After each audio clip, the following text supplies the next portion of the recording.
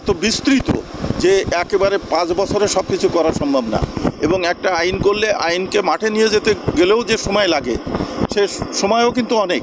তারপরে আমরা আশা করছি এবং আমরা টোটাল যে আমাদের ডিজিটাল সার্ভে, এই সার্ভেটা আমরা 7 বছরের একটা পরিকল্পনা নিয়ে এগোচ্ছি যে এটা কমপ্লিট করতে পারবো। তো আমরা আশা করি যত দ্রুত গতিতে প্রত্যেকটা আমরা এগোনোর চেষ্টা করছি। তবে এগোনোর ভিতরে আমরা এত ইমোশনাল হচ্ছি না যে সেখানে ভুল ঢুকুক, কারণ ভুল ঢুকলে আবার সাফার করবে পিপুল। সেই জন্যে আমরা নির্ভুলভাবে যাওয়ার জন্যে আমাদের সকল সিকিউরিটিকে ঠিকঠাক রেখে আমাদের কাজ করতে হচ্ছে। যদিও ডিজিটাল পদ্ধতি, কিন্তু পদ্ধতিগুলি সম্পর্কে একেবারে পুরোপুরি নিউ।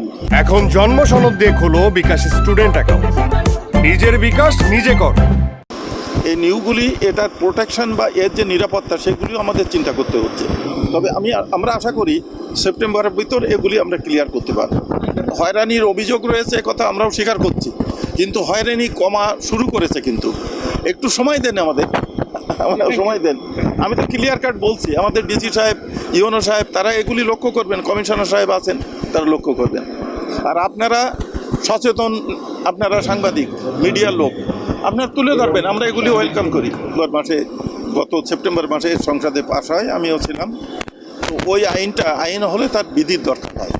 এখন বিধিটা করা হয়েছিল না, বিধি কমপ্লিট হয়ে গেছে, আমারও সিগনেচার হয়েছে এবং হয়ে অলরেডি আইন মন্ত্রণালয়ের থেকে ভেটিং হয়ে ফিরে আসছে, কিছু কারেকশন দিয়েছে, আমরা কারেকশন করে পাঠাইছি।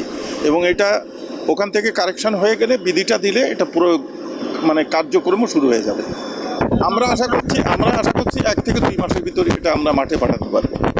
টোটাল যে আমাদের ডিজিটাল সার্ভে, এই সার্ভেটা আমরা 7 বছরের একটা পরিকল্পনা নিয়ে এগোচ্ছি যে এটা কমপ্লিট করতে পারবো।